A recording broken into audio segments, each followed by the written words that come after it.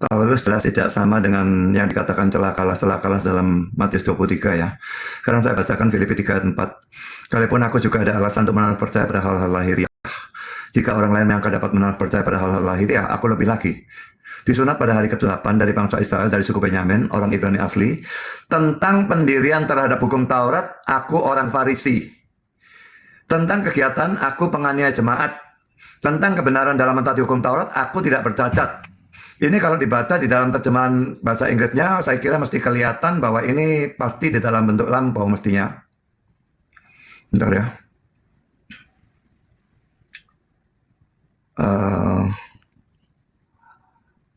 Searching. Loh.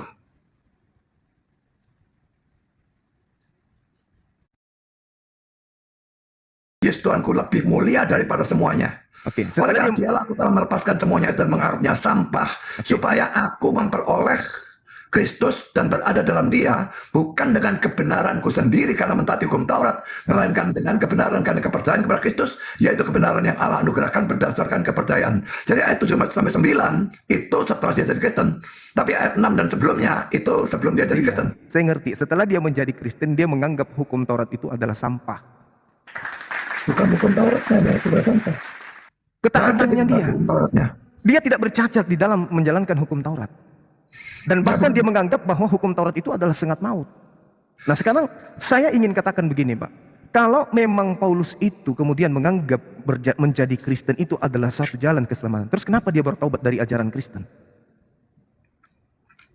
Kalau Paulus apa? Kenapa dia kembali bertobat meninggalkan ajaran Kristen? Paulus tidak meninggalkan ajaran Kristen. Kisah Para Rasul 21. Saya izinkan saya membaca. Iya, nomor 27 kemudian sampai nomor 30. Kisah Rasul 21 ayat 27. Ya.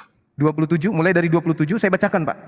Oke. Di situ dikatakan ketika masa 7 hari itu belum berakhir, kata dia, diceritakan kemudian di sana dengan sangat jelas bahwasanya orang-orang Yahudi yang berasal dari Asia melihat Paulus dalam bait suci. Jadi Paulus kemudian setelah dia keluar mengajarkan Injil kepada non-Yahudi, dia kembali kemudian di bait Allah. Lalu mereka kemudian menghasut rakyat dan untuk menangkap Paulus. Jadi Paulus ini ketika dia kembali setelah dia menjelajahi daratan, menyeberangi lautan, dia dipanggil kemudian masuk kembali dan orang-orang berkumpul untuk menangkap dia sambil berteriak, "Hai orang-orang Israel, tolong! Inilah orang yang di mana-mana mereka kemudian mengajar." Mengajar apa? Mengajar orang untuk menentang bangsa kita dan menentang hukum Taurat dan tempat ini. Bapak paham tidak sampai di situ? Jadi Paulus itu kan fitnahan dari orang-orang itu terhadap Paulus. Iya betul Pak, saya paham. Terus? Tapi kan kemudian dia nantinya itu diajarkan kemudian untuk meninggalkan kembali ajaran yang pernah dia ajarkan setelah dia keluar. Kan itu jelas. Dia merasa kemudian bahwa apa yang dia ajarkan di luar di tengah-tengah Bani Israel itu adalah sesuatu kesalahan sehingga kemudian dia bertobat. Di mana Paulus yang bertobat dikatakan tuh? Di data yang tadi Pak. Di data yang saya sajikan kepada Bapak. Di Kisah Para Rasul. Dia mau dibunuh karena dia dianggap sebagai musuh. Orang-orang Yahudi itu menganggap Kristen sebagai musuh. Paulus ditangkap mau dibunuh. Coba Bapak kita baca sebelumnya Pak. Itu pembunuhan terjadi, sengaja saya bacakan di data 27-nya. Karena pertobatan Paulus itu dimulai di data nomor 15-nya.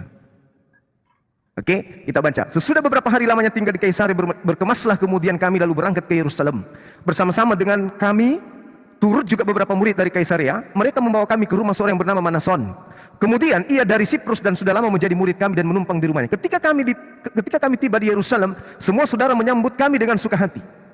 Itu yang dikatakan kemudian. Pada keesokan harinya pergilah Paulus bersama-sama dengan kami mengunjungi Yakobus. Semua penatua telah hadir di situ. Paulus memberi salam kepada mereka, lalu menceritakan dengan terperinci apa yang dilakukan oleh Allah di antara bangsa-bangsa lain oleh pelayanannya. Mendengar itu, mereka memuliakan Allah. Lalu mereka berkata kepada Paulus, "Saudara," in the hands, thank you. "Saudara, lihatlah beribu-ribu orang Yahudi telah menjadi percaya dan mereka semua rajin memelihara hukum Taurat. Tetapi mereka mendengar tentang engkau, bahwa engkau mengajar semua orang Yahudi yang tinggal di antara bangsa-bangsa lain untuk melepaskan."